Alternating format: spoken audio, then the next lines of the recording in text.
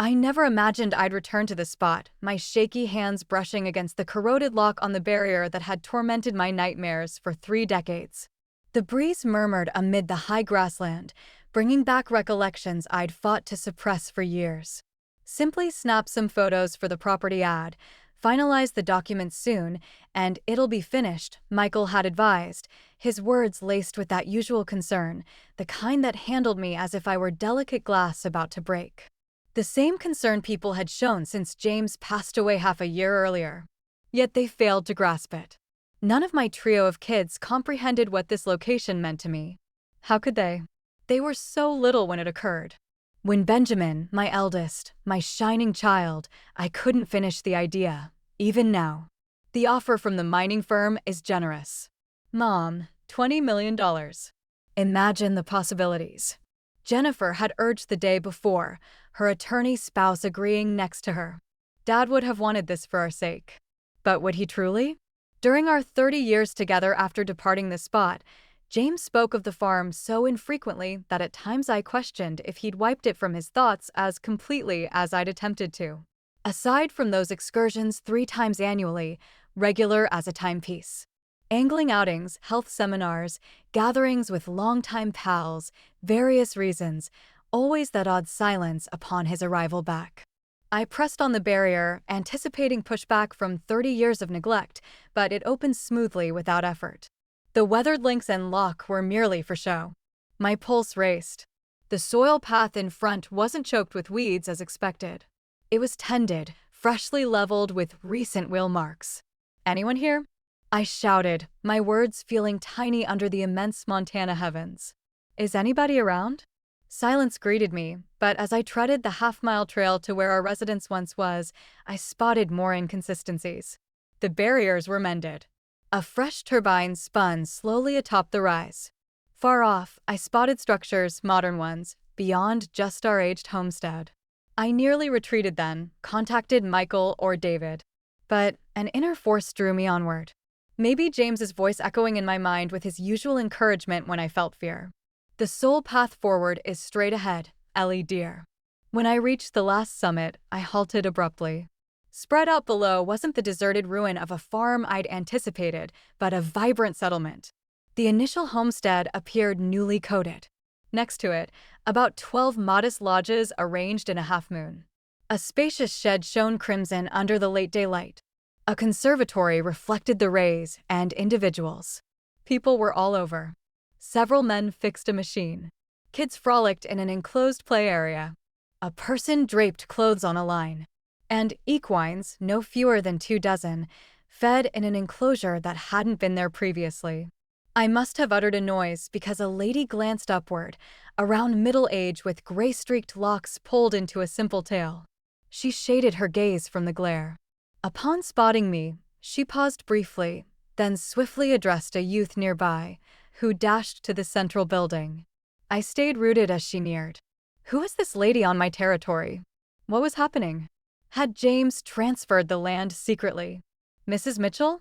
The lady inquired as she drew closer. She recognized me. Eleanor Mitchell. Yes, I replied faintly. Who are you? What is all this? She halted at a polite gap, her gaze warm yet wary, examining my features. I'm Margaret Santos.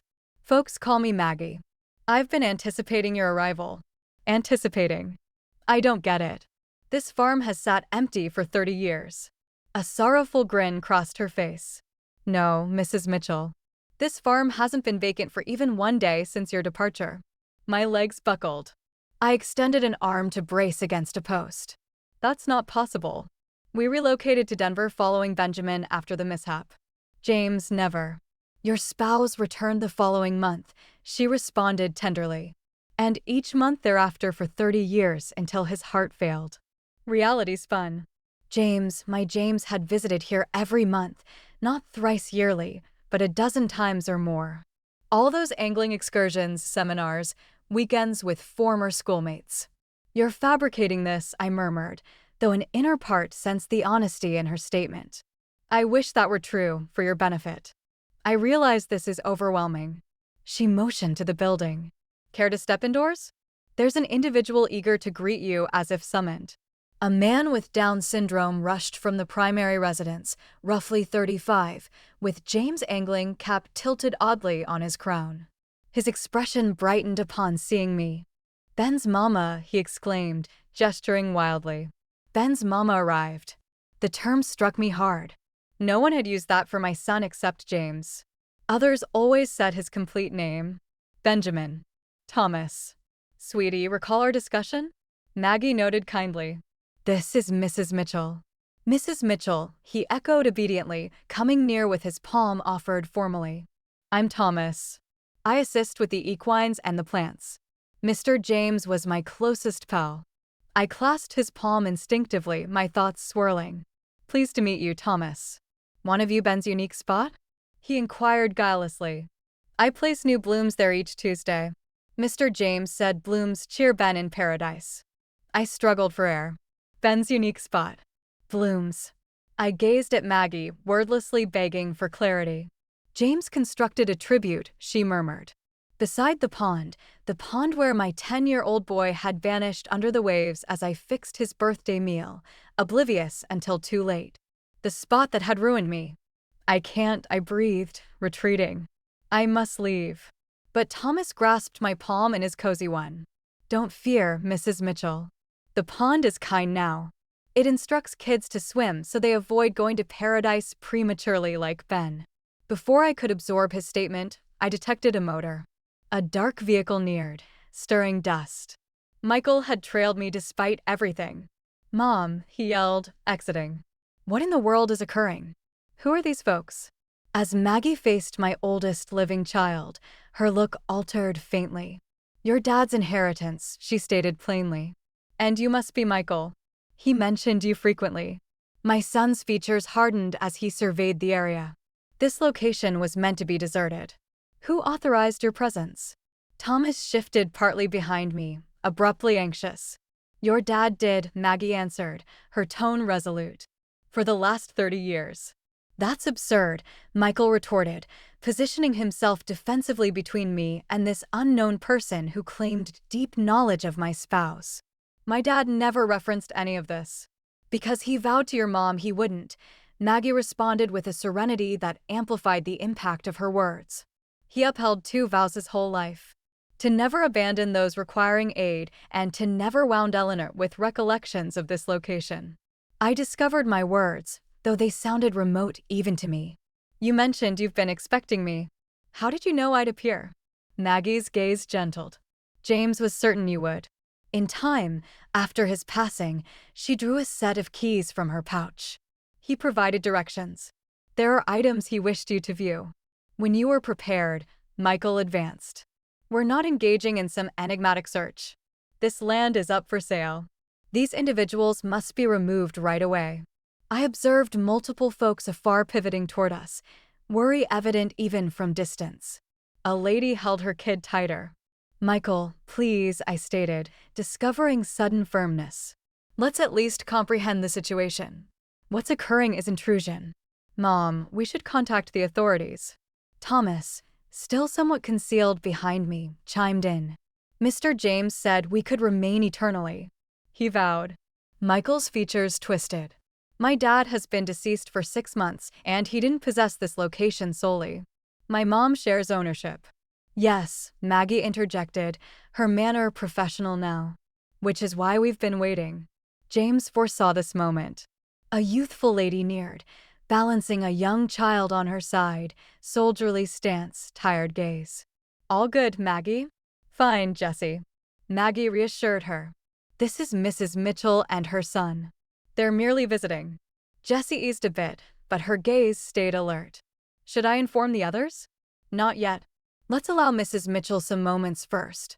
I examined the young lady. Scarcely beyond girlhood, truly. 22, maybe. The kid on her side shared her gaze. "You reside here?" I questioned her straight. She affirmed with a nod. 2 years now since Rick?" She gulped. "My spouse, Afghanistan. The VA wasn't." Her statement faded, but her intent was obvious. Michael's mouth tightened. But even he appeared to realize that commanding a soldier's widow off the land wouldn't sit well, even with him. Mom, we ought to talk alone, he stated abruptly. Yes, Maggie concurred. Mrs. Mitchell, maybe you'd like to view the residence. Your residence? My residence? The homestead where I'd enjoyed 10 joyful years prior to that awful day, where I'd carried all my infants home from the medical center, where I'd observed Benjamin make his initial steps on the broad front veranda. I'll accompany you, Michael declared. Actually, I astonished myself by responding, I'd prefer a few moments solo with Maggie. His brows lifted. Mom, we don't know these individuals. I think we do, I answered, an odd tranquility enveloping me. They're folks James knew. That's sufficient for the moment.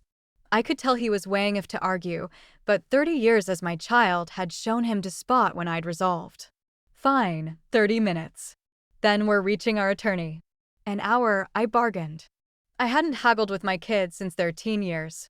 It felt strangely strengthening. As Michael grudgingly withdrew to his vehicle, I trailed Maggie to the residence, Thomas following cheerfully after us. Each stride up the known veranda flooded me with remembrances, cradling infants amid summer downpours. James mending bent planks. Benjamin's growth lines marked in pencil on the entry frame. James maintained everything as near to its initial form as feasible, Maggie explained, unlocking the entrance. Fundamentally, at least, the design remained identical. Broad foyer leading to a sitting area on the right, cooking space directly forward, steps to the left. But the decor differed. The sitting area contained 3 workstations with machines, storage units along one side. A big display board showed a task list, food timetable, and health visits. This serves as our workspace now, Maggie clarified. We needed to adapt certain areas. As we expanded, how many individuals dwell here? I succeeded in asking. Presently 47, 18 former soldiers, 8 females from abusive homes with 11 youngsters among them, Thomas and his mom, Rose, and a group of 6 from Afghanistan. 47, I repeated, and James was acquainted with them all. He was familiar with everyone who ever resided here, even the short-term ones, particularly them. She guided me to the cooking area, now commercial scale with dual big ovens and a massive cooler. We provide 3 meals daily, plus treats for the youngsters. How? I inquired plainly, how is this supported?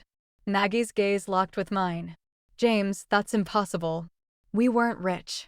James was a general practitioner, not some concealed tycoon.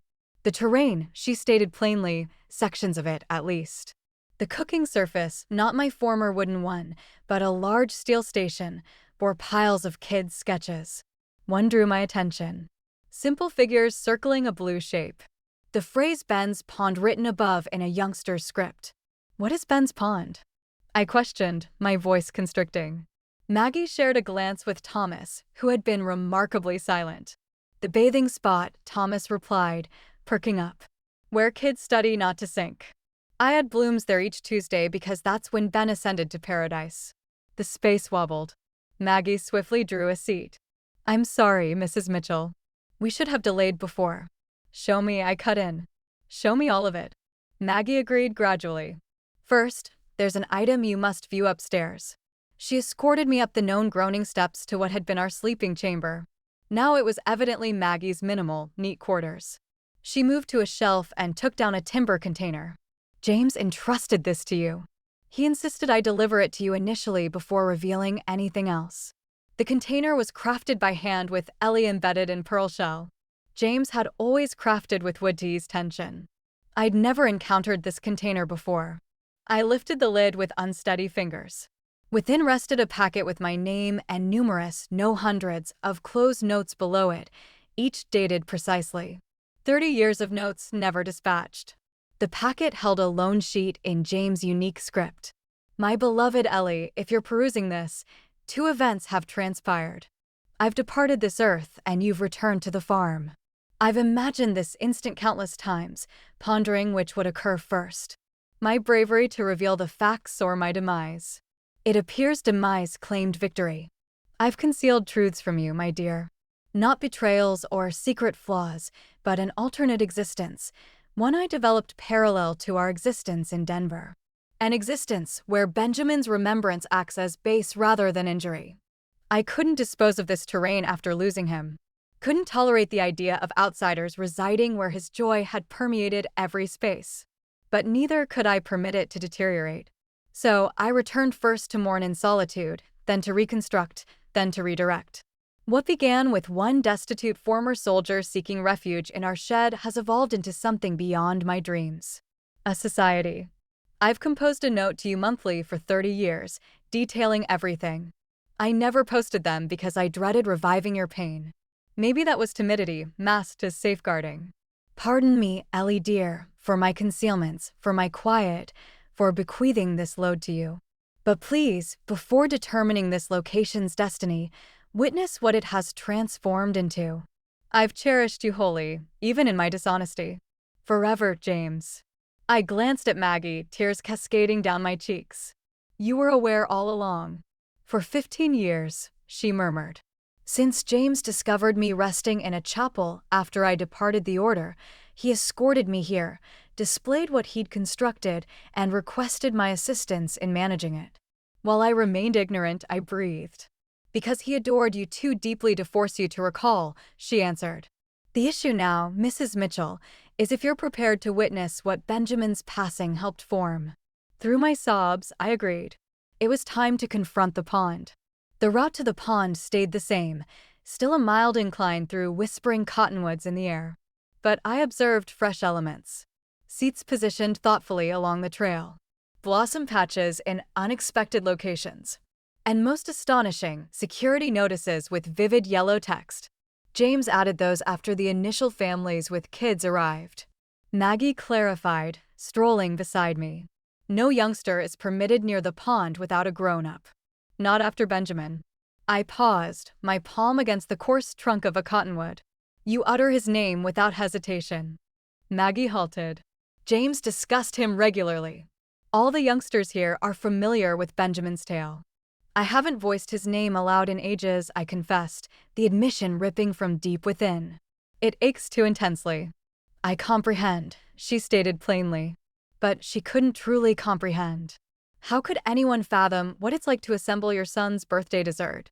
To glance out the pane expecting to spot him toying with his miniature vehicles, only to recognize you haven't heard his sound for too long.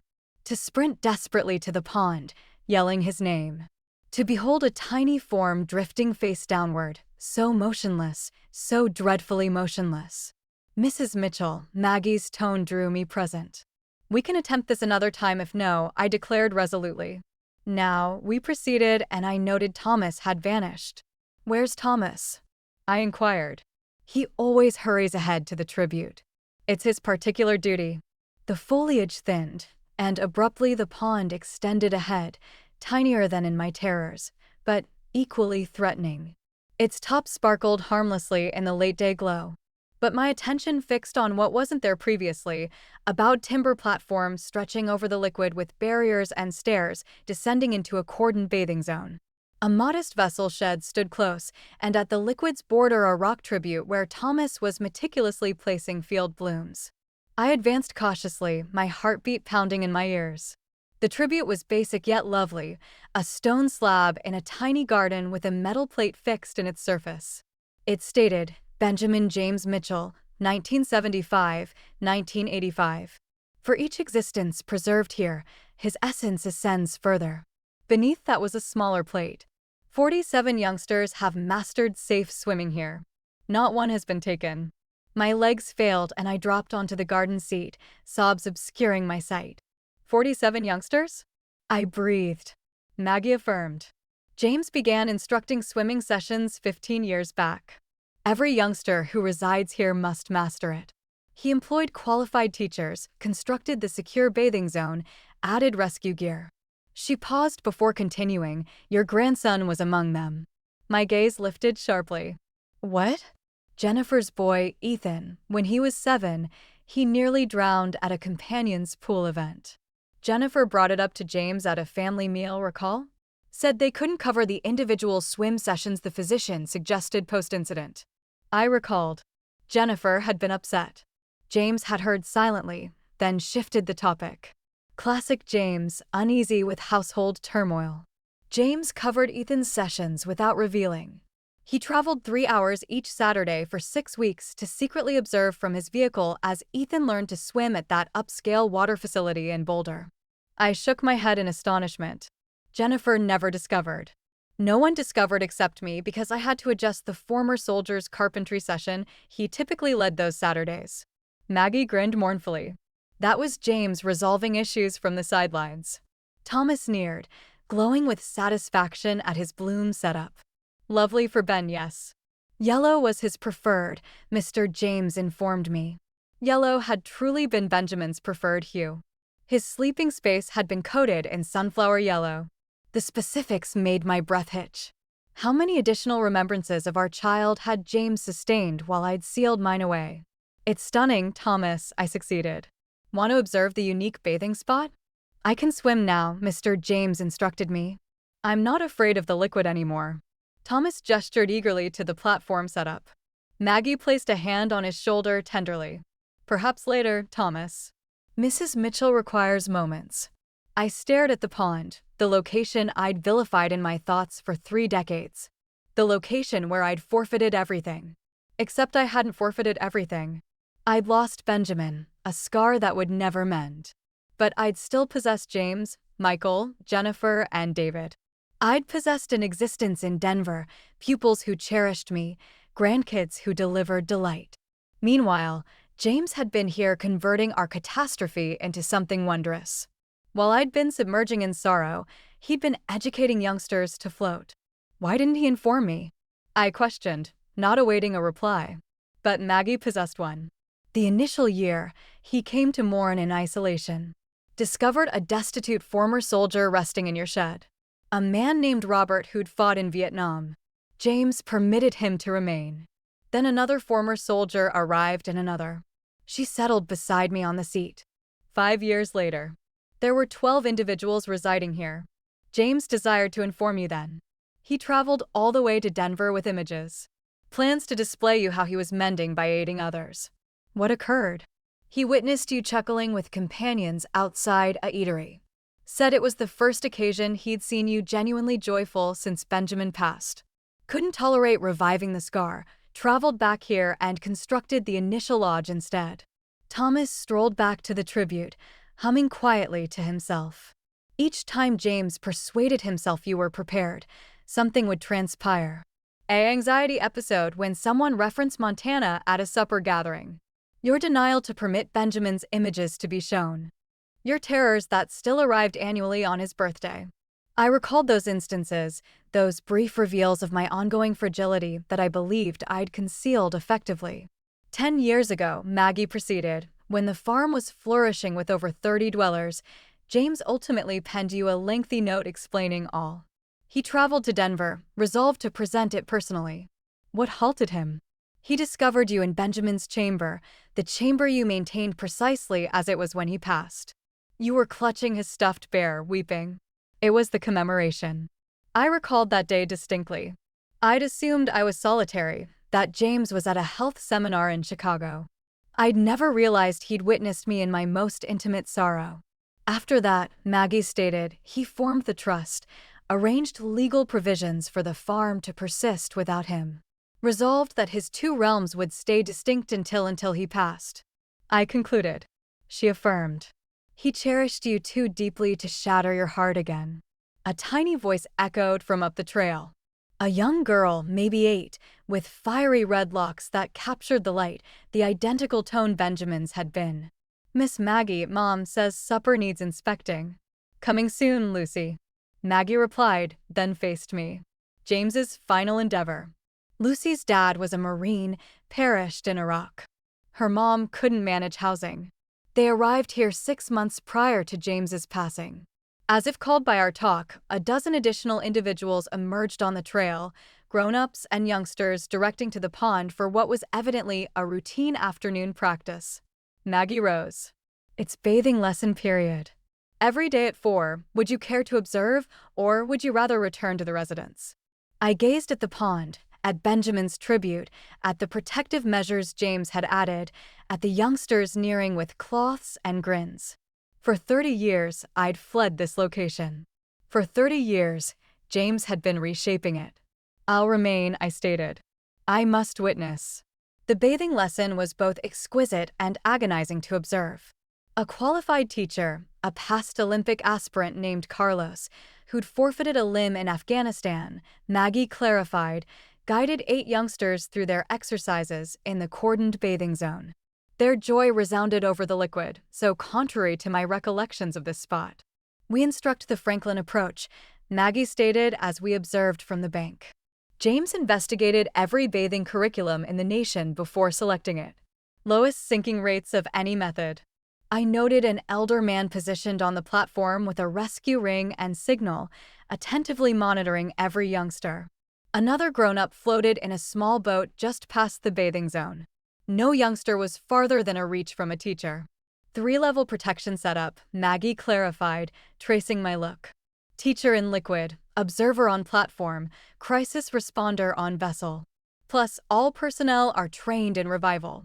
Benjamin had perished because there'd been no setup, just a lad who'd escaped while guardians prepared his birthday treat, one instant of distraction that demolished 3 existences. Thomas sat legs crossed by the tribute, sporadically gesturing at the bathers. He appeared satisfied in his chosen role as protector of Benjamin's remembrance. When the session concluded, the youngsters plodded up the trail, bundled in cloths and babbling eagerly. Lucy, the red-locked girl, halted before us. Did you witness me, Miss Maggie? I can drift on my back now. Carlos says I'm prepared for level 3. That's fantastic, dear. Maggie answered with true satisfaction. Lucy's inquisitive gaze shifted to me. Are you a fresh grandma here? My grandma's in paradise with my dad. Before I could reply, a young lady rushed over. Lucy, don't disturb Mrs. Mitchell. She faced me. I'm sorry. I'm Andrea, Lucy's mom. It's fine, I reassured her. And yes, Lucy, I guess I am fresh here. The youngster beamed. Will you observe me swim tomorrow, too? I'm going to master reverse strokes. Something wrenched in my core. Ache, yes, but something additional, too. I'd appreciate that, I found myself saying. As Andrea guided Lucy away, Maggie placed a hand on my arm softly.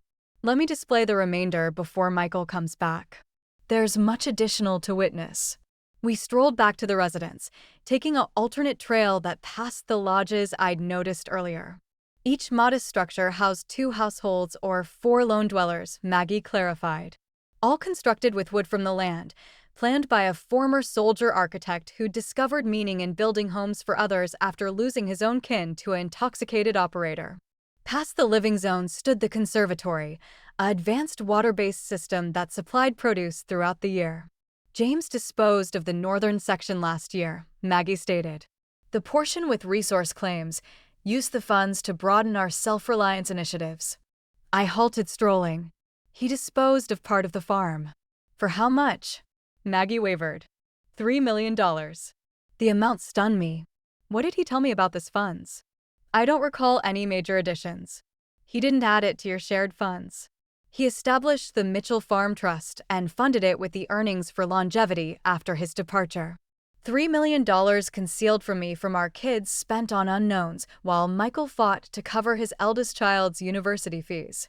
While Jennifer fretted about health costs after her spouse's dismissal, while David combated the shadows that kept him cycling through recovery. Show me the records, I stated, my tone firmer than planned. All of it.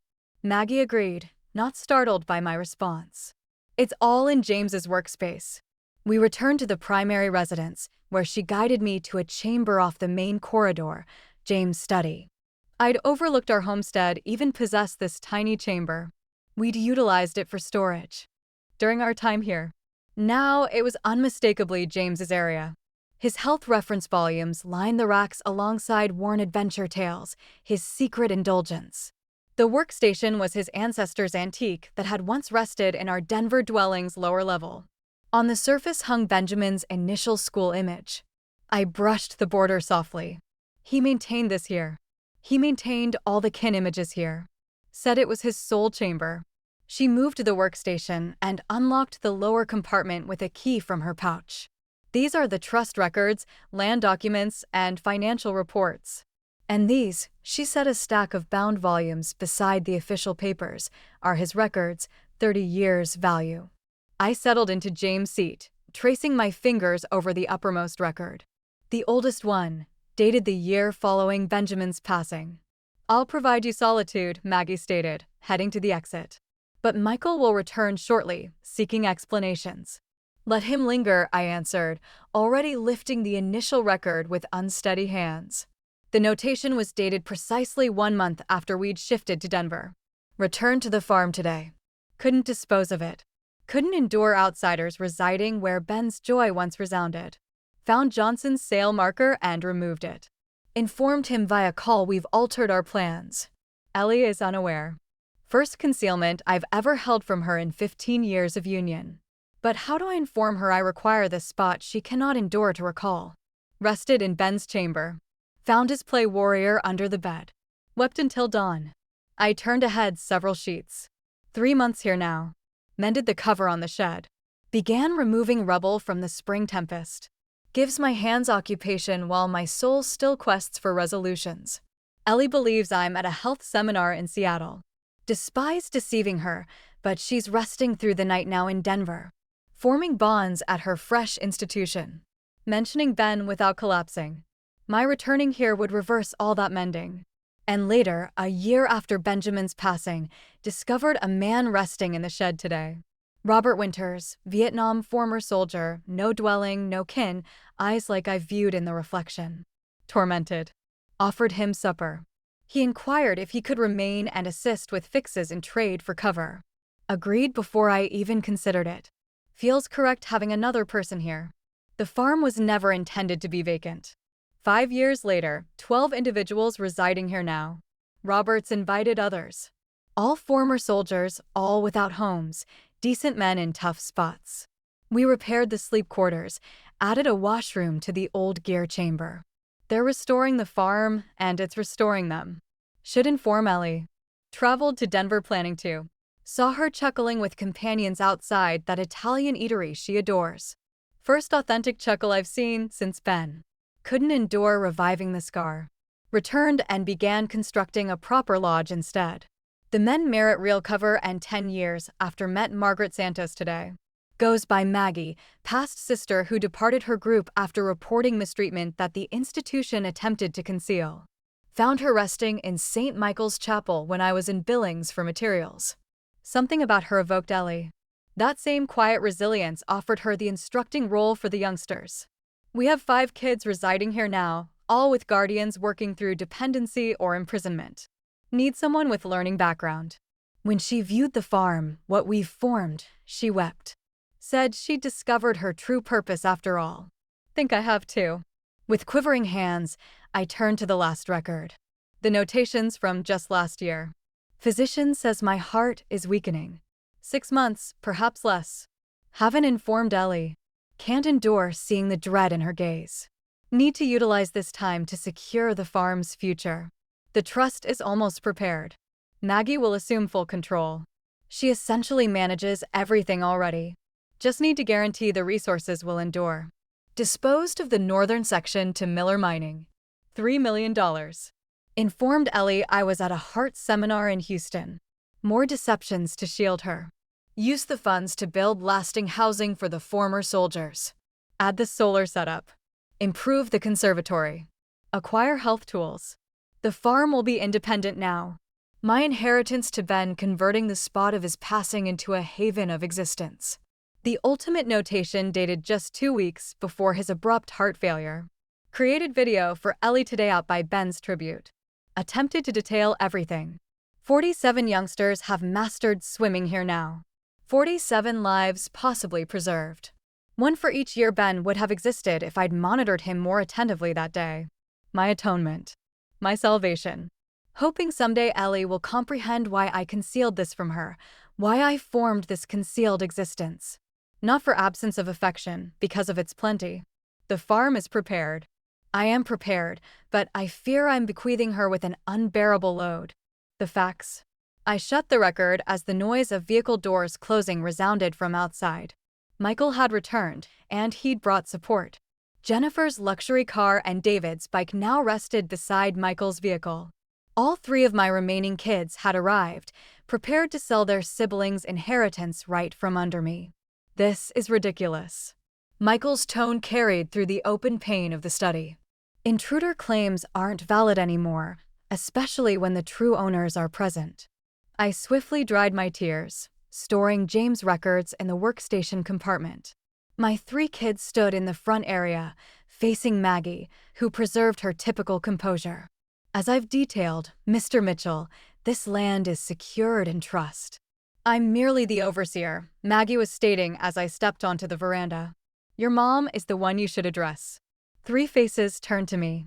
Jennifer hurried ahead, her legal sharpened senses instantly noting my swollen eyes. Mom, what have these individuals been saying to you? Are you all right? I'm okay, I stated, surprised by the stability in my tone. And they're not these individuals, Jennifer. They're dwellers of Mitchell Farm. Mitchell Farm hasn't functioned for 30 years, Michael countered. This is just terrain we possess that evidently has been occupied by unknowns. James's record states differently, I answered. He's been visiting here monthly since Benjamin passed, forming something remarkable. Dad. David spoke initially, bewilderment clear on his features. He'd always been the empathetic one, so similar to James in nature. Dad was operating this location all these years, not operating it, Maggie inserted softly. Forming it, supporting it, cherishing it, and deceiving about it, Michael snapped. If what you're claiming is accurate, he deceived all of us for decades. A valid observation, one that still hurt despite the background I'd gathered from James' records. He did, I admitted, to shield me, to maintain Benjamin's remembrance. Ben has been gone 30 years, Jennifer stated, her tone softening at my clear upset. We all cherished him, Mom. But this, she motioned. Around at the bustling society behind us. This is insanity. Dad concealing millions in family resources to support some personal aid endeavor. $3 million precisely, I stated. From the disposal of the North Section last year, Michael's features darkened. $3 million? Are you serious? I requested Dad for assistance with Tyler's university fees last spring. He said finances were limited with retirement and my health costs after Greg's dismissal, Jennifer added. He proposed I explore installment options. I hadn't been aware of these specifics. In our union, James had managed our money, and I'd willingly permitted it. Now I pondered what else I might have overlooked. David, still quiet, was observing the activity around the farm. A cluster of former soldiers was returning from the fields, implements over their shoulders. Females collected youngsters for supper. Thomas gestured eagerly when he noticed us. I desire to view everything, I announced. Before we debate this location's future, I need to grasp what James formed. Mom, the mining firm agent is meeting us here tomorrow. Michael objected. $25 million, Mom. That's over $6 million apiece for us. Your grandkids' education funds. Your later years' security. One day, Michael. I'm requesting one day to discover the truth about your dad's existence. Something in my manner must have conveyed my resolve because Michael exhaled in surrender. Fine, one day. Then we discuss conditions. Jennifer appeared less persuaded. I'm contacting Greg. He should examine these alleged trust records. That's your prerogative. I concurred. David, will you remain? My youngest affirmed, still watching Thomas, who was now rushing toward us, waving an object in his grasp. Mrs. Mitchell, I located Ben's image. He pushed a bordered photo toward me. Benjamin on his 7th birthday, toothless grin shining at the lens as he proudly showed his fresh angling pole. James had captured the image right here on this veranda. Where did you obtain this? I breathed. Mr. James's unique chamber. He displayed me all the images. Said I needed to know Ben because we would have been pals. Thomas's guileless look clouded. These folks are upset. Are they forcing you to evict us? I sensed my kid stiffen beside me. Employing someone with Down syndrome as a sentimental tool would only reinforce Michael's determination to empty the land. No one's departing yet, Thomas, I reassured him, taking the photo. We're just discussing. Good, because you need to view the equines and the learning area and Robert's carpentry space, and Rose prepares the finest apple dessert on Thursdays. His enthusiasm was evident and entirely sincere. David advanced, offering his palm to Thomas. I'd like to view the equines. I'm David, Mrs. Mitchell's son. Thomas's features illuminated. Then sibling. Mr. James said you were skilled with equines when you were small. A shadow passed David's features. A flash of hurt swiftly hidden. Did he? He murmured. Said you could murmur to them.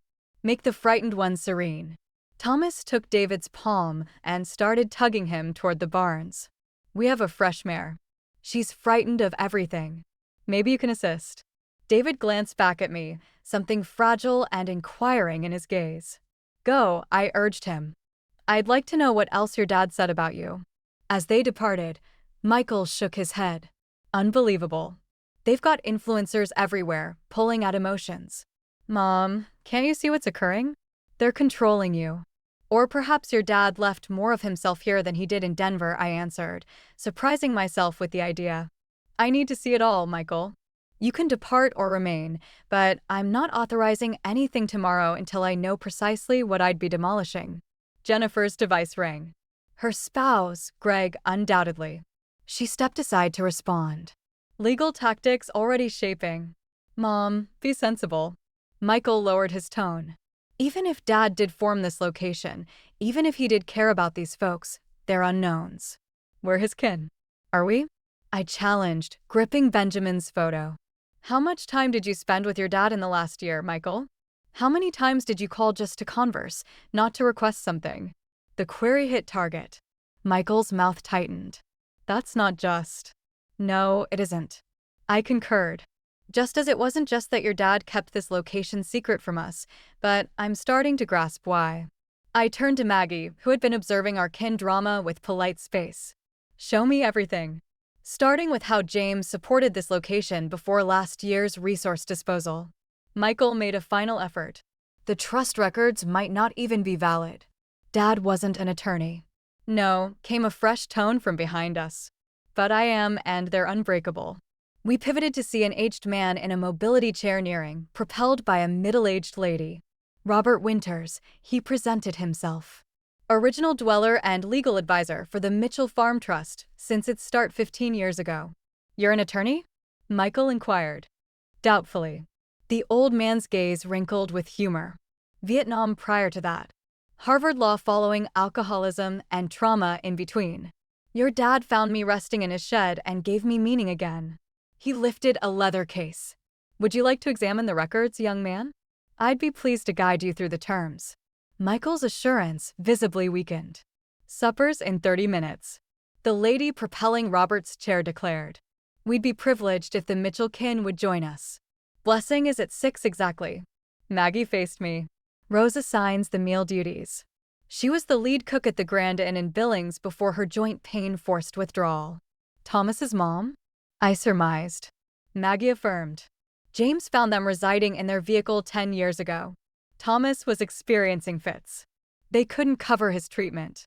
I thought of Thomas's cheerful nature, his devoted bloom placements at Benjamin's tribute. How altered his existence might have been without James's involvement. We'll remain for supper, I resolved, looking pointedly at my kids. All of us. Jennifer rejoined us, device gripped firmly. Greg says we should record everything. Capture images. That's a beginning, I concurred. To comprehend what your dad valued enough to conceal from us for 30 years. As we walked toward the eating area, transformed from our old shed, I noticed David afar, standing quietly beside a nervous mare, his palm gently caressing her neck while Thomas observed in wonder. For the first time since James's passing, I felt something change within me. A fissure in the base of sorrow that had shaped my being. Not mending, not yet, but potential. And in my grasp, Benjamin grinned from his photo, perpetually 7, forever captured in time at the location I'd escaped, and James had reshaped. The eating area amazed me. Our old shed, where we'd once kept feed and tools, had been changed into a cozy, inviting space with extended timber surfaces, a rock hearth, and walls adorned with creations obviously made by the youngsters who resided here. Timber supports extended above, decorated with sparkling lights that gave the large space a close-knit vibe. James planned it himself, Maggie clarified as we entered. Said, every kin merits a proper supper surface. A dozen circular surfaces filled the space, each arranged with varied but spotless dishes and utensils. Dwellers were already assembling, grown-ups aiding youngsters to settle, youths handing out water containers. The mood was energetic but structured, like a well-practiced routine where everyone knew their part. Michael, Jennifer, and I stood uneasily just inside the entry. Outsiders in a location that carried our kin name. David had yet to return from the barns. A small lady with pure white locks approached us, relying heavily on a staff. "You must be Eleanor," she stated, her arthritis-distorted palms extending toward mine. "I'm Rose. James talked of you endlessly." I took her knotted fingers softly. "You're Thomas's mom?" "Yes," she grinned, showing indents that matched her son's. "And James' distant relative, though he didn't realize that when he discovered us. Only uncovered the link when I mentioned my birth name was Mitchell from the Kentucky Mitchells, not the Montana ones." I blinked in astonishment. James never informed me. Probably figured it didn't count. Kin is who you select, not just who shares your lineage. She motioned toward a surface near the hearth. "That's our kin surface. James always sat there when he visited. Would you join me?" Before I could reply, Michael advanced. "Mrs. Just Rose, dear." "Rose," he proceeded rigidly. "I understand you've resided here for some time, but you should know this land is being disposed tomorrow." Rose's grin never wavered. "Is that so? Well, perhaps after supper you'll think differently. Nourishment has a way of altering views." She turned back to me. "James' seat has been vacant 6 months now. Would warm my soul to see it occupied again." I felt Jennifer tense beside me, preparing legal defenses against sentimental control. But Rose wasn't controlling. She was mourning just as I was. I'd be privileged, I told her, ignoring Michael's disapproving glance. We followed Rose to the surface where Thomas was already seated, lively telling a teen girl about Ben's sibling who could communicate with equines. David appeared moments later, slipping into the seat beside Thomas, a gentle grin on his lips. The first authentic grin I'd seen from him since James's burial. "The mare's name is Whisper," he informed me as I sat. "Rescued from a harsh racing facility. She's going to be fine with time and care." "Time and care," Rose repeated. "James's remedy for all injuries, animal or human." A chime sounded softly and the eating area quieted. Maggie stood at the front, palms joined. "As usual, before we dine, we share our appreciations. Tonight is unique as we greet Dr. Mitchell's kin." A whisper spread through the room as faces turned toward us. "Eleanor, Michael, Jennifer, and David have come to discover about the farm. Let's extend them the same compassion James extended to each of us." One by one, people throughout the room rose to share short thanks. A former soldier with an artificial limb thanked the society for assisting with his recovery exercises. A young parent expressed thanks for youngster supervision that permitted her to attend virtual lessons. A teen boy clumsily thanked his math guide for helping him succeed in a test. When they finished, Thomas leaped up eagerly. "I'm thankful Ben's mama came to visit us and his sibling can talk to Whisper." All gazes turned expectantly toward me. I hadn't prepared for this custom, had no appreciation ready amid the storm of disclosures. But surveying these faces, people whose lives James had influenced while I stayed unaware, I found terms. I'm thankful to learn that while I was safeguarding Benjamin's remembrance by sealing it away, James was respecting it by forming this. My tone faltered. "Thank you for showing me another method to recall my son." A gentle whisper of approval spread through the room. Even Jennifer appeared touched, though she quickly concealed it when she noticed Michael observing her. Rose squeezed my palm as supper was served kin-style. Robust plant stew, fresh loaves, and leafy greens that Maggie told us originated from the conservatory. The meal was basic but tasty, clearly made with attention. As we dined, dwellers stopped by our surface to present themselves. Robert Winters, the attorney I'd met earlier, shared tales of the farm's early periods. A past educator named Elena described the learning program for youngsters who struggled in standard institutions. A reserved man named Sammy, who I learned had been a translator for American troops in Afghanistan, expressed his thanks for the refuge provided to his kin when their unique permits left them without homes in America. James covered our migration attorney, Sammy stated softly. When the system faltered us, he formed a spot for us to belong while we battled for legal standing. Michael stayed silent during these exchanges, though I noticed him watching a young lad at the adjacent surface who was eagerly displaying a sketch to his parent, a simple figure kin, standing before a basic dwelling, home, inscribed in shaky letters above it. Jennifer, always the legal expert, posed sharp questions about the farm's legal framework, funding methods, and longevity plans. Robert responded to each query with expert accuracy, occasionally referencing documents he vowed to supply for her examination. The resource claims disposal was legally arranged as a benevolent gift, he clarified. The earnings went straight into the trust's reserve fund, which is why it never showed in personal funds. Tax evasion, Jennifer whispered. Tax strategy, Robert corrected gently. Completely valid and moral. The Revenue Service has reviewed the trust twice and found all in order. David hardly spoke, satisfied to hear Thomas's eager chatter about equines, bathing, and the creative healing sessions he attended twice weekly. I observed my youngest child carefully. Of my 3 kids, David had battled most after Benjamin's passing. Night walking, terrors, isolation. Just 7 when his sibling sank, he'd never fully handled the wound. Now watching him with Thomas, I glimpsed the mending that had escaped him. As treat, Rose's renowned apple dessert was served. A young girl approached our surface with a handmade greeting. Lucy, the red-locked from the bathing session.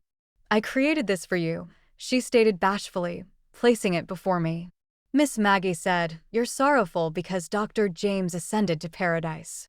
The greeting featured a childish sketch of a grinning sun over a pond inside in careful script. When we are sorrowful, Dr. James said to search for assistance. We can be your assistants now. Tears filled my gaze. James's favored Mr. Rogers saying, "Search for the assistants" had become his life-guiding principle, it seemed. Thank you, Lucy. I succeeded. It's lovely. As she bounded away, Michael finally shattered his quiet. This is all very moving, Mom. But these noble acts don't alter the reality that Dad deceived us for decades, concealed funds, formed this elaborate alternate existence. While you were vacationing in Aspen, David stated suddenly, his tone unusually sharp.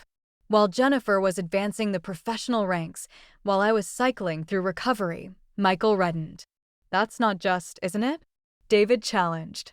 When's the last occasion you inquired Dad about his existence, not about ventures or guidance or advances, just about him? An uneasy quiet descended over our surface. Rose patted my palm softly. Kin, she stated gently. Always the most intricate love tale. As supper ended, dwellers began their evening practices.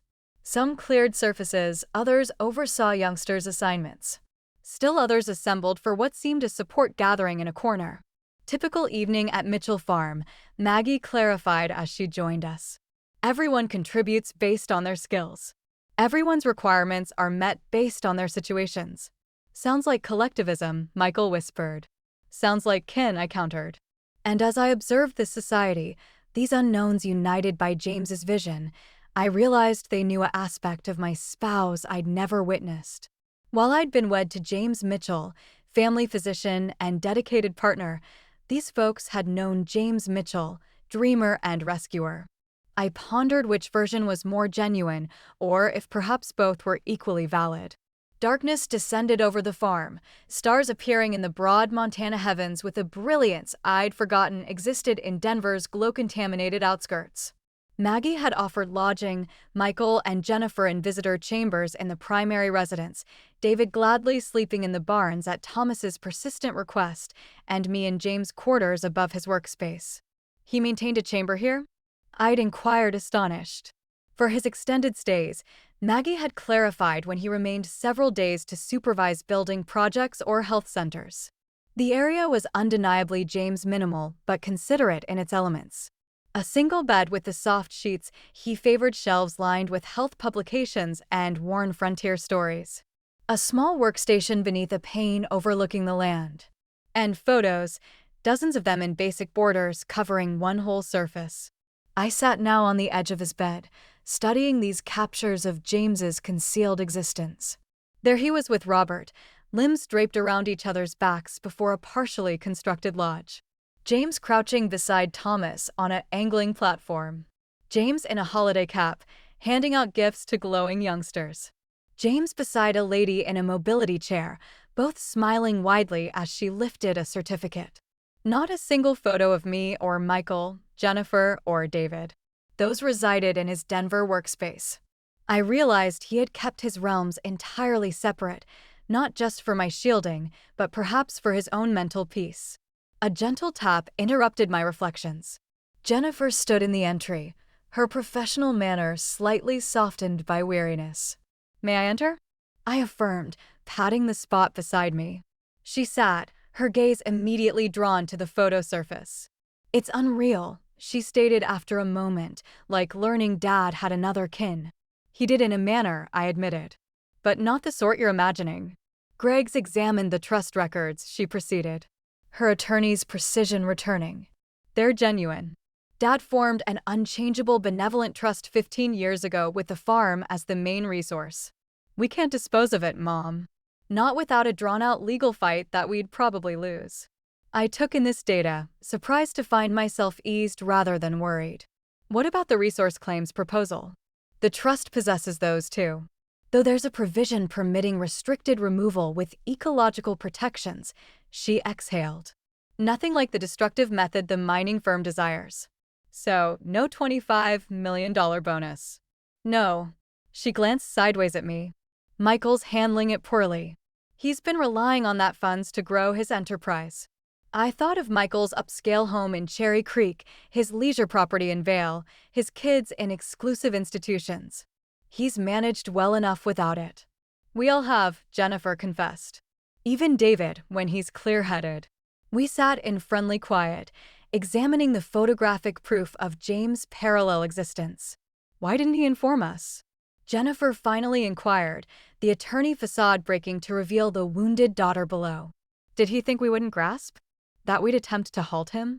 I believe, I stated slowly. He dreaded what knowing would do to me, and once that habit of secrecy was set, it became simpler to sustain than to shatter. But all that funds, Mom. $3 million that could have aided his own kin. I motioned toward the photos. These. Folks became his kin too. Jenny, look at their faces. Really look. She examined the images more attentively, her look softening. They all gaze at him like he rescued them. I concluded. Because he did. Another tap and Michael appeared, his features tight with scarcely controlled fury. Well, Jennifer's verified it. Dad betrayed us all with his secret aid project. Michael, I reprimanded. That's not just. Just?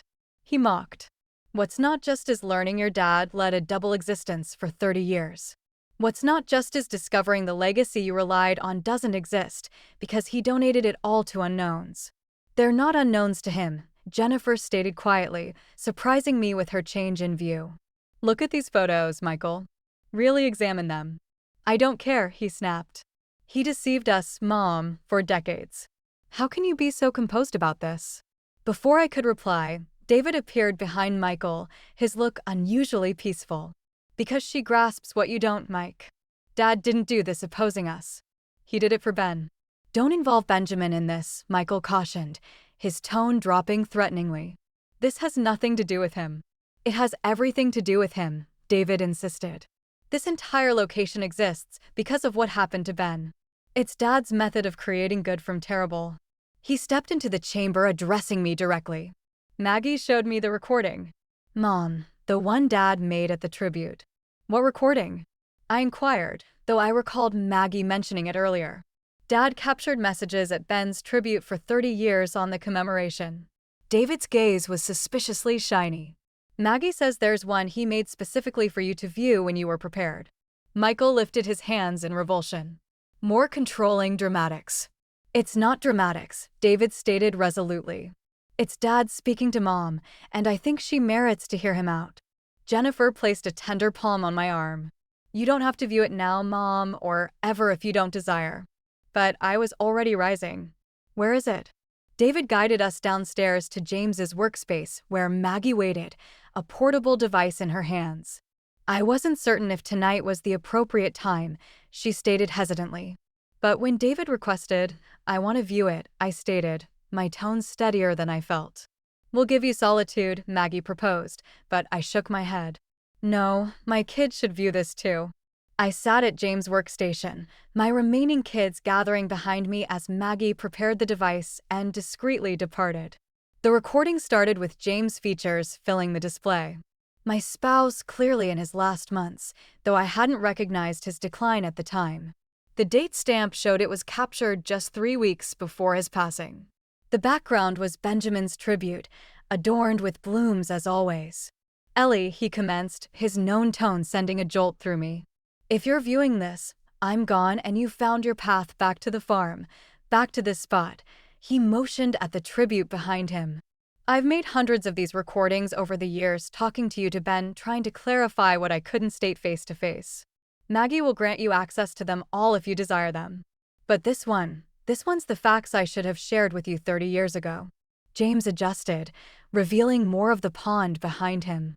"Ellie dear, the day Ben sank wasn't your responsibility. It was mine." I inhaled sharply, feeling my kids tense behind me. "I know you've borne this blame for decades." James proceeded, his gaze glistening, believing that if you hadn't been preparing his surprise birthday dessert, if you'd been monitoring him instead. "But the facts is, I permitted him to go to the pond that morning." My palms flew to my mouth. "He requested if he could attempt angling with his fresh pole. I said yes, told him to remain on the platform.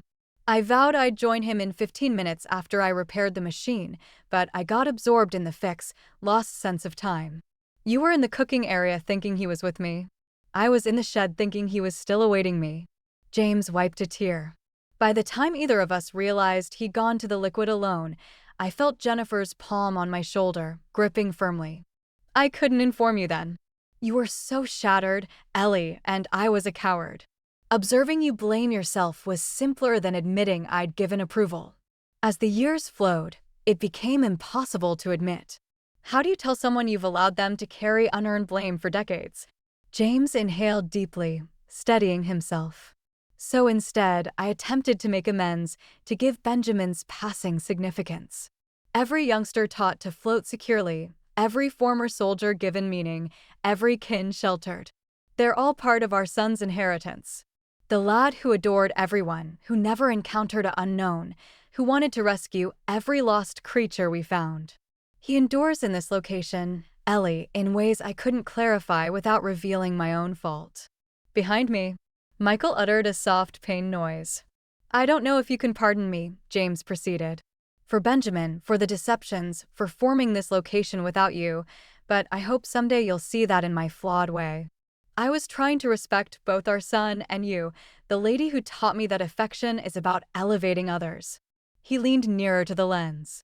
"The trust will safeguard the farm after I'm gone. The society can persist without me, but it would prosper with your soul guiding it, Ellie. If you can find it in yourself to pardon me, to accept what developed from our greatest forfeiture, there's space for you here.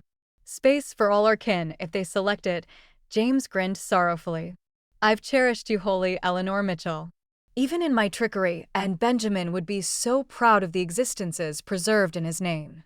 The display darkened for several pulses. None of us stirred or spoke. Then Michael pivoted suddenly and departed the chamber. Jennifer, tears flowing down her cheeks, squeezed my shoulder once more before following him. David stayed, his palm resting tenderly on my back as 30 years of misplaced blame surged over me in waves of sorrow and disclosure. He knew I breathed. "All these years, he knew I blamed myself and he blamed himself," David stated quietly. "So he formed all this to compensate." I gazed up at my youngest child, suddenly seeing him with fresh clarity. "You're not furious about the funds?" David shook his head. "I never cared about that. And after viewing this location, grasping what Dad formed, I'm proud of him, Mom. For the first time since Ben passed, I feel like our kin did something that counts." As the darkness deepened around the farm, Benjamin's farm, James's dream, I began to grasp the inheritance my spouse had left, not just for unknowns, but for us. a method to convert our kin's greatest catastrophe into meaning. If only I could find the fortitude to embrace it. Morning light broke over the farm with a magnificent display of shades, violets, and tangerines streaking across the broad Montana heavens. I'd scarcely rested, spending hours perusing James' records after viewing his admission recording. Each notation revealed another fragment of the complex pattern he'd formed in our son's remembrance. I stood now on the veranda of the primary residence, coffee container warming my palms, observing the farm awaken. Former soldiers headed to the conservatory. Youngsters gathered for morning meal before learning. A group of females departed for their employment in nearby communities, sharing rides in one of the farm's transports. This efficient society had operated without me, without my awareness for decades. Early awakener like your spouse, came Rose's tone as she joined me, moving gradually with her staff. James always said dawn over the peaks was the divine's daily cue that splendor follows shadow. That sounds like him. I concurred, making room for her on the seat. He was always the hopeful one in our union. Yet he bore such blame, Rose stated softly. Sometimes when he thought no one was observing, the burden of it showed in his gaze. I never noticed it, I confessed. How did I not notice it? Because he didn't desire you to. Rose patted my palm. James was adept at separating. Physician mode, partner mode, farm mode, each distinct and separate. 3 decades of trickery, I pondered. I keep trying to feel anger, but all I sense is mourning, Rose supplied.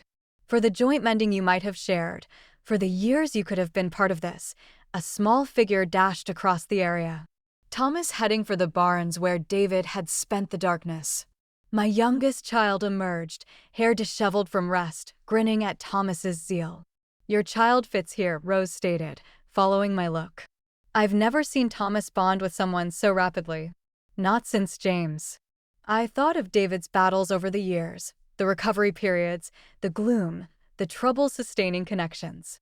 David has always been seeking something, meaning. Maybe we have that plentifully here, Rose answered. What we lack are enough palms to distribute the burden. Before I could reply, Michael's luxury vehicle pulled into the area. He departed last darkness after the recording, driving to a lodging in the closest town. Now he returned, his look indecipherable as he approached the veranda. Morning, he stated rigidly. Jennifer's en route. We need to converse, Mom. Rose took the cue, rising gradually. I'll leave you to your kin matters, but Elainer, when you're prepared, Maggie has something for you in James's workspace. After she departed, Michael sat beside me, breathing out heavily. I didn't rest last darkness. Neither did I confessed. I kept pondering about Dad's recording, about Benjamin, about all of this. He motioned vaguely toward the active farm. I was 12 when Ben passed. Mature enough to comprehend, but too immature to handle it properly. I recall deciding someone had to be the resilient one for you and Dad.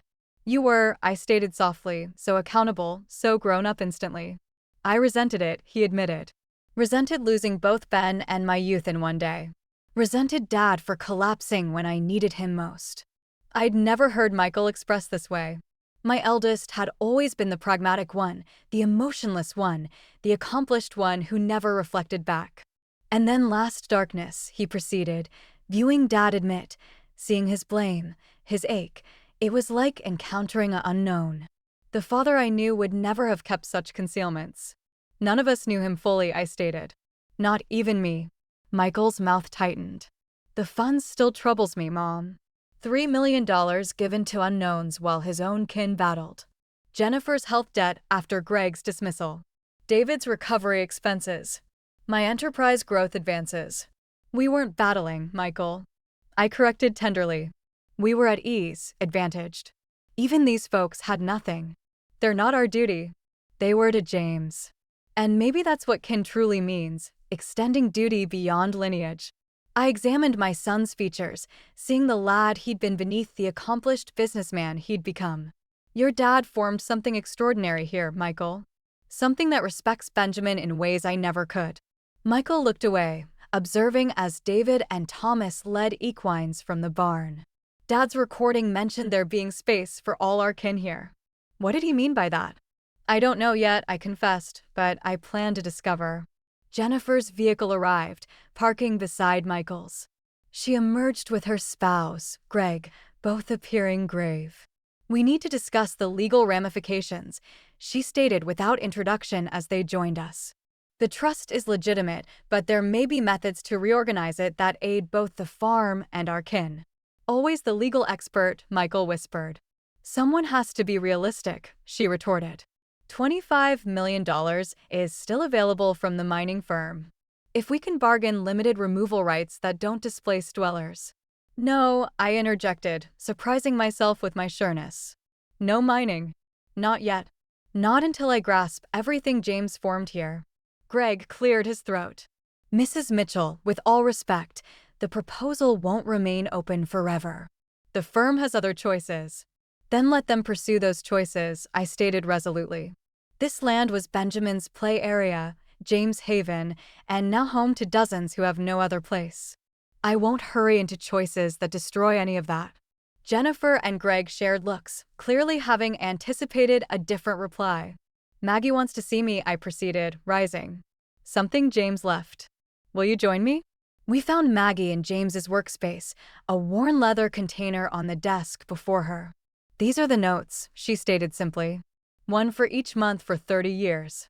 James wrote them after every stay, but never dispatched them. 360 notes, Jennifer calculated aloud. 3,602, Maggie corrected. He was very disciplined. I approached the container reverently, lifting the cover to reveal bundles of packets, each bound with cord and marked by year. "Have you perused them?" I inquired Maggie. "No," she answered. "They were for you solely." James was very explicit about that. I chose the earliest bundle from the year after Benjamin passed. The first packet was addressed in James's known script. "For Ellie, when you're ready to know." With quivering fingers, I opened it and began to read aloud. "My dearest Ellie, I've just spent my initial weekend back at the farm since we departed. I told you I was at a health seminar in Portland. Pardon the trickery. I couldn't dispose of this place, Ellie. Not where Ben's essence still feels so present. The pond torments me as it does you, but somehow being here, confronting it directly, brings an odd peace that escapes me in Denver. Today, I mended the platform where he used to angle. Tomorrow, I'll clear the route to the field where he launched his kite. Small acts of recollection that feel like devotion. A local former soldier, Robert Winters, has been resting in our shed. Instead of contacting the authorities, I've invited him to remain to assist with fixes. He has the same empty look we do, Ellie. The look of someone who has lost something irreplaceable. Perhaps that's why I let him remain, because he grasps that some scars never fully mend. They just become part of who you are. I desire to inform you about this place, about how it feels both tormented and restorative. But when I called home tonight and heard the buoyancy in your tone as you described your new instructing position, I couldn't bear to reopen wounds that are finally beginning to scar over. So I bear this secret for now. This small comfort that helps me inhale when sorrow threatens to choke me. Perhaps someday we can share it. Until then, know that in this place where we lost our son, I am keeping his remembrance alive in the only way I know how. By aiding others who are lost themselves. All my affection, James." I looked up, tears blurring my sight. Michael stood rigid, his look conflicted. Jennifer dried her eyes discreetly. Greg examined the floor, an outsider witnessing our kin's raw vulnerability. "There are hundreds more," Maggie stated softly. "Documenting everything, the first former soldiers' lodge, the conservatory addition, the bathing program, Thomas and Rose's arrival, the trust creation. James captured it all for you. He desired me to know, I realized, just not until he thought I could endure it, or until he was gone and couldn't witness your ache," Michael suggested, his tone rougher than usual. "Either way," Jennifer stated, "he left us a guide to his soul, to the existence he led without us." I replaced the note in its packet, overcome by the scale of what lay before me. Hundreds of admissions, clarifications, invitations to grasp the spouse I thought I'd known fully. "There's more," Maggie stated hesitantly. "James left directions for all of you. If you chose to accept the farm, what kind of directions?" Jennifer inquired. "Lawyer mode, engaging chances," Maggie clarified. "Ways each of you could participate in the farm's future if you wished to.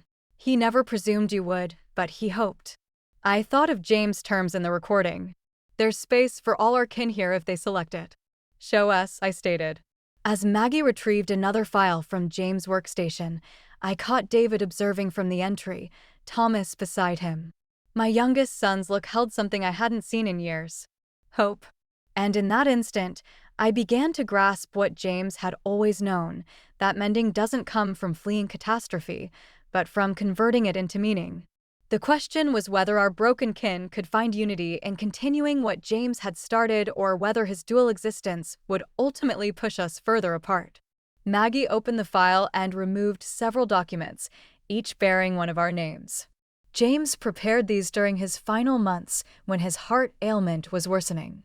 He never told anyone about his condition, not even me, until the very end. Another concealment. How many had my spouse borne to protect those he cherished? He called these his legacy suggestions, Maggie continued, handing each of us our designated packet. Mine was thicker than the others, its weight meaningful in my quivering palms. Michael ripped his open immediately, scanning the contents with narrowed gaze. Jennifer, ever the systematic one, carefully slid a finger beneath the seal, preserving the packet as potential proof. David accepted his with respect, but made no move to open it, observing his siblings' reactions instead. I broke the seal on mine, finding several pages covered in James' exact script.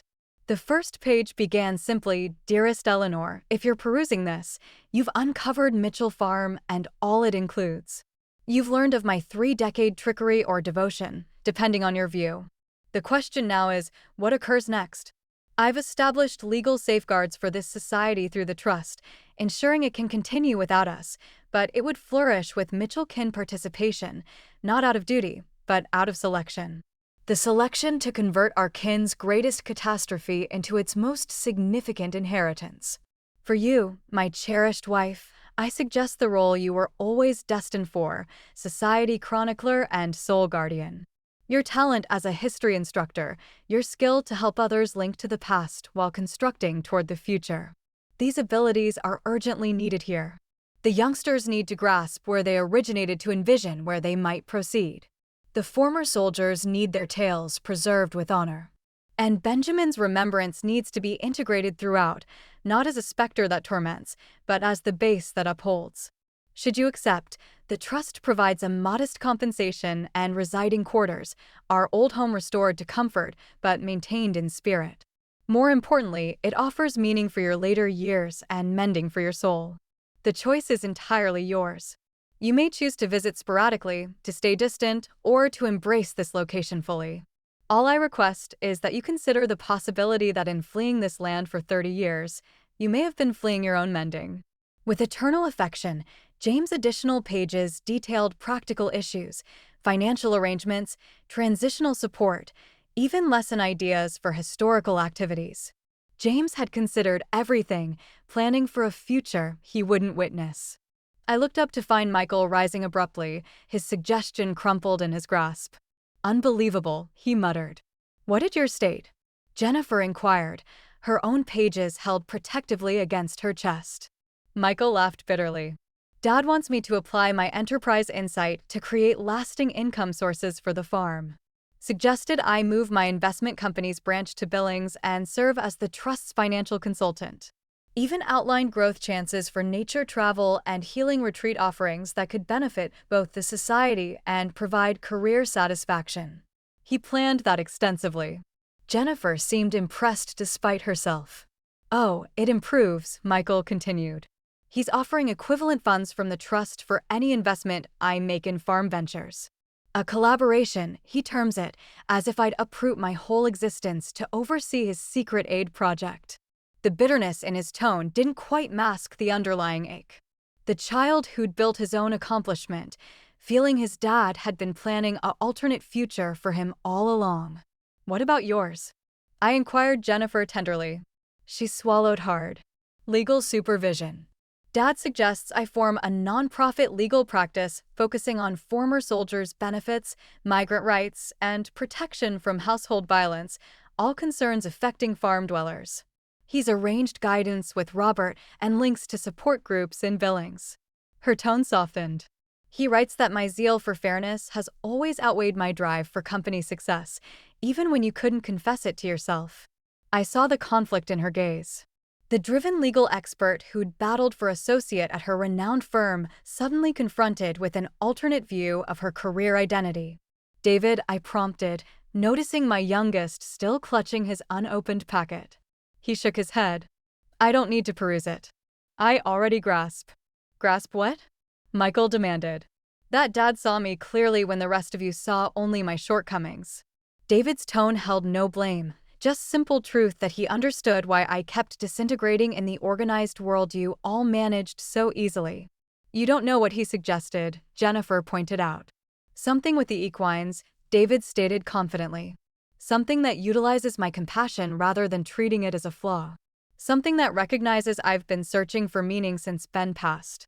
Maggie nodded slightly, confirming David's intuition without revealing details. Michael paced the small workspace, agitation evident in every motion. "This is sentimental control from beyond the grave. Dad spent 30 years living a double existence, and now he expects us to forsake our current lives to continue his secret endeavor. I have a kin in Denver, eh? Thriving enterprise, kids in institutions they adore. He doesn't expect anything," I corrected tenderly. "He's offering options while using guilt and emotion," Michael retorted.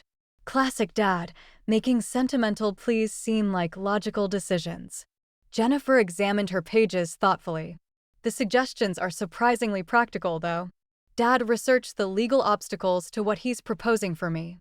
He's included contact details for organizations already interested in collaboration. It's comprehensive." "Of course it is," Michael mocked.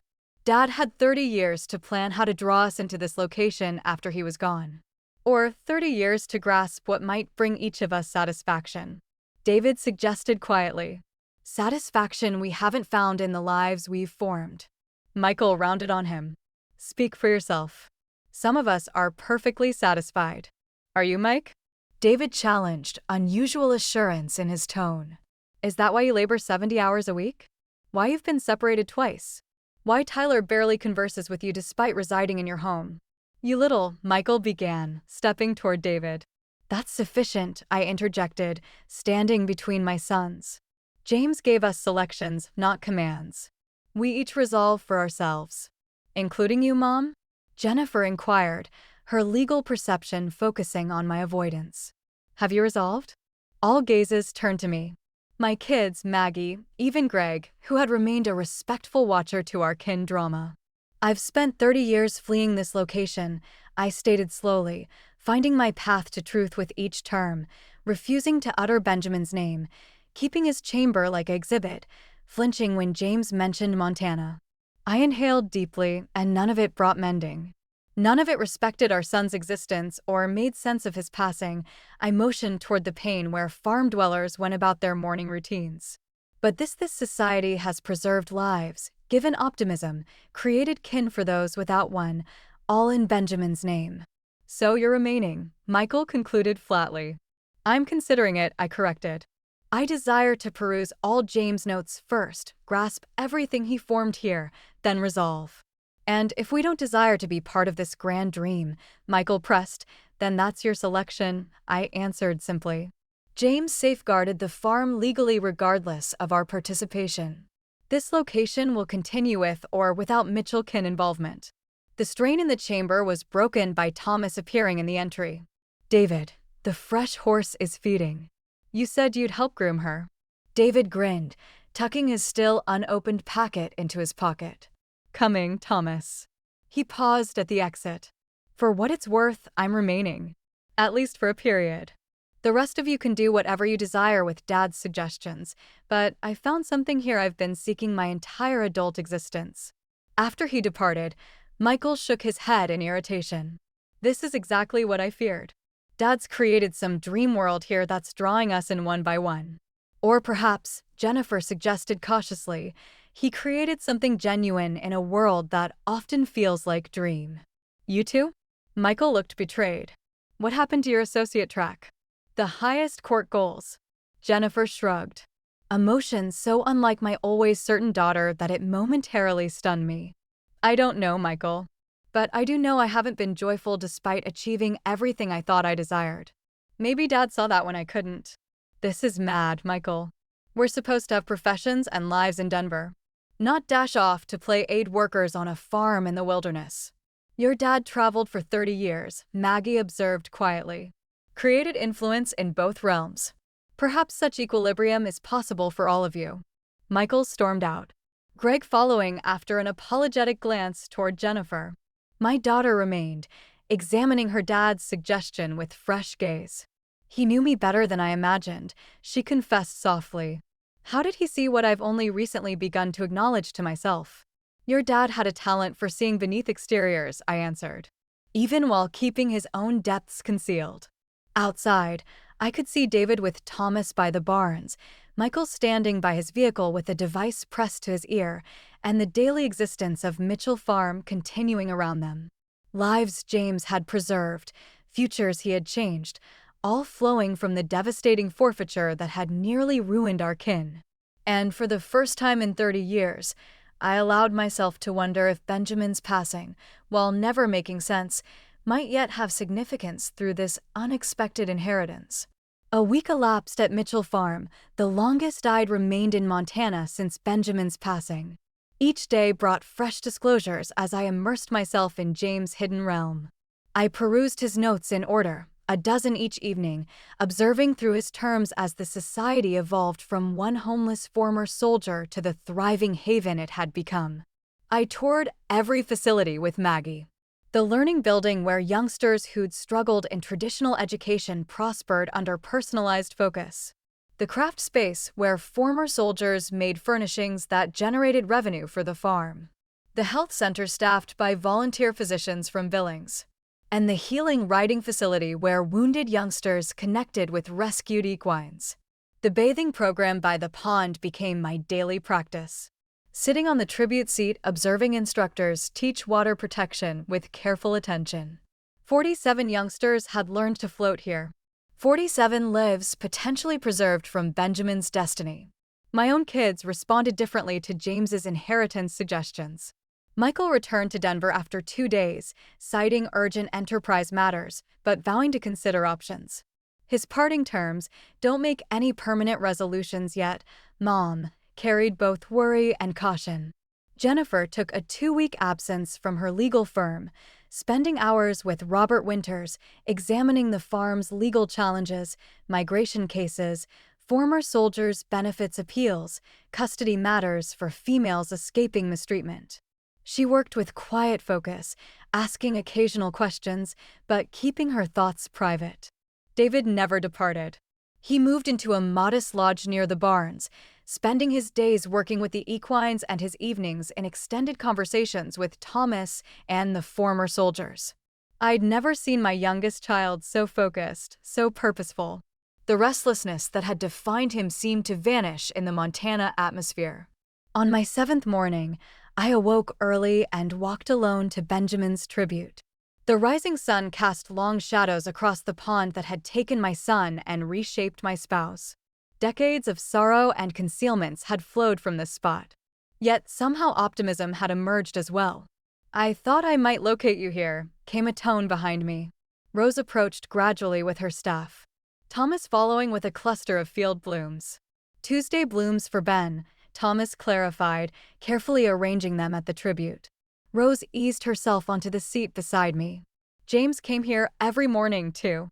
Said it helped him begin the day with meaning, recalling why all this exists." I observed Thomas whispering to the tribute, having some private exchange with the lad he'd never met, but somehow knew through James. Thriving enterprise, kids in institutions they adore. "He doesn't expect anything," I corrected tenderly. "He's offering options while using guilt and emotion," Michael retorted. Classic dad, making sentimental pleas seem like logical decisions. Jennifer examined her pages thoughtfully. "The suggestions are surprisingly practical, though. Dad researched the legal obstacles to what he's proposing for me. He's included contact details for organizations already interested in collaboration. It's comprehensive." "Of course it is," Michael mocked. Dad had 30 years to plan how to draw us into this location after he was gone. Or 30 years to grasp what might bring each of us satisfaction? David suggested quietly. Satisfaction we haven't found in the lives we've formed. Michael rounded on him. Speak for yourself. Some of us are perfectly satisfied. Are you, Mike? David challenged, unusual assurance in his tone. Is that why you labor 70 hours a week? Why you've been separated twice? Why Tyler barely converses with you despite residing in your home? You little, Michael began, stepping toward David. That's sufficient, I interjected, standing between my sons. James gave us selections, not commands. We each resolve for ourselves. Including you, Mom? Jennifer inquired, her legal perception focusing on my avoidance. Have you resolved? All gazes turned to me. My kids, Maggie, even Greg, who had remained a respectful watcher to our kin drama. I've spent 30 years fleeing this location, I stated slowly, finding my path to truth with each term, refusing to utter Benjamin's name, keeping his chamber like exhibit, flinching when James mentioned Montana. I inhaled deeply, and none of it brought mending. None of it respected our son's existence or made sense of his passing. I motioned toward the pane where farm dwellers went about their morning routines. But this society has preserved lives, given optimism, created kin for those without one, all in Benjamin's name. So you're remaining, Michael concluded flatly. I'm considering it, I corrected. I desire to peruse all James' notes first, grasp everything he formed here, then resolve. And if we don't desire to be part of this grand dream, Michael pressed, then that's your selection, I answered simply. James safeguarded the farm legally regardless of our participation. This location will continue with or without Mitchell-kin involvement. The strain in the chamber was broken by Thomas appearing in the entry. David, the fresh horse is feeding. You said you'd help groom her. David grinned, tucking his still unopened packet into his pocket. Coming, Thomas. He paused at the exit. For what it's worth, I'm remaining. At least for a period. The rest of you can do whatever you desire with Dad's suggestions, but I found something here I've been seeking my entire adult existence. After he departed, Michael shook his head in irritation. This is exactly what I feared. Dad's created some dream world here that's drawing us in one by one. Or perhaps, Jennifer suggested cautiously, he created something genuine in a world that often feels like dream. You two? Michael looked betrayed. What happened to your associate track? The highest court goals. Jennifer shrugged. Emotion so unlike my always certain daughter that it momentarily stunned me. I don't know, Michael. But I do know I haven't been joyful despite achieving everything I thought I desired. Maybe Dad saw that when I couldn't. This is mad, Michael. We're supposed to have professions and lives in Denver. Not dash off to play aid workers on a farm in the wilderness. Your dad traveled for 30 years, Maggie observed quietly. Created influence in both realms. Perhaps such equilibrium is possible for all of you. Michael stormed out. Greg following after an apologetic glance toward Jennifer. My daughter remained, examining her dad's suggestion with fresh gaze. He knew me better than I imagined, she confessed softly. How did he see what I've only recently begun to acknowledge to myself? Your dad had a talent for seeing beneath exteriors, I answered, even while keeping his own depths concealed.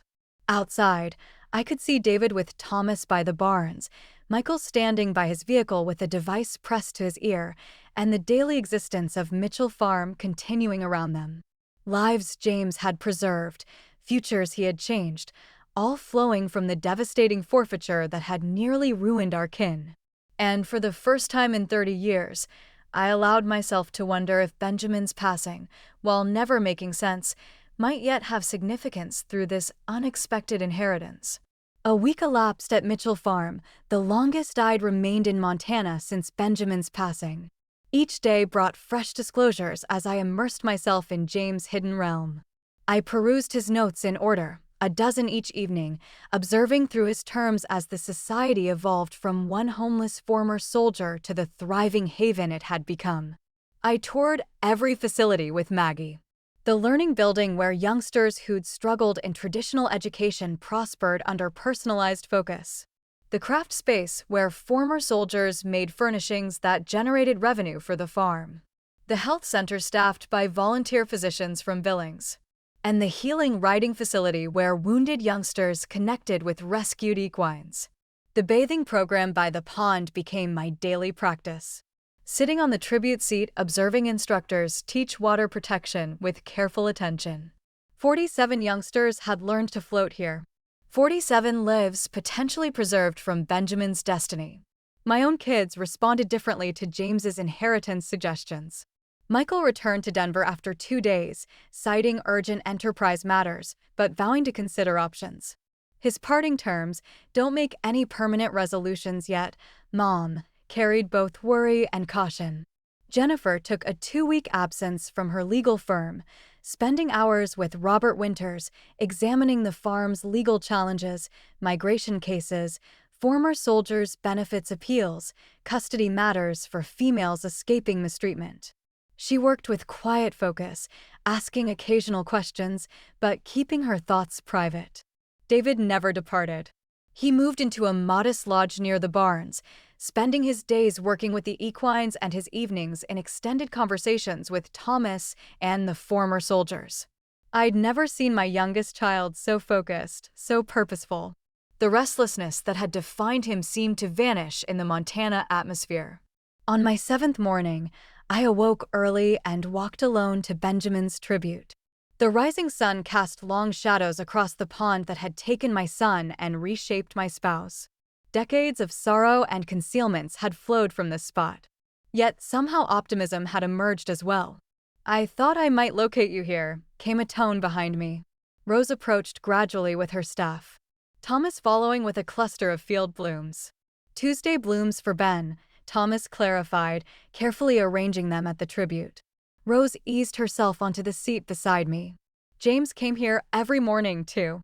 Said it helped him begin the day with meaning, recalling why all this exists." I observed Thomas whispering to the tribute, having some private exchange with the lad he'd never met, but somehow knew through James.